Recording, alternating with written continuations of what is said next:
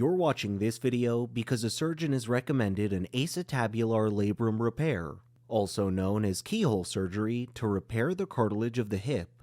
The purpose is to reduce pain and restore function to the hip joint. This keyhole operation involves making small cuts around the joint to insert a camera and instruments.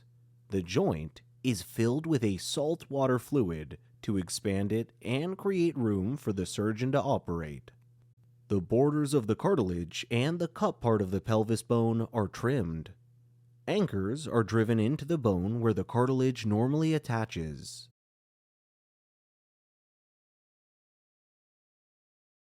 Special absorbable threads are brought through the holes and pull the detached cartilage back into place where they are secured.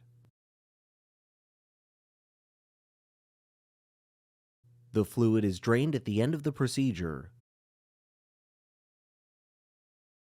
The cuts are then closed with stitches. You should ask your surgeon for your individual post-operative instructions after the procedure.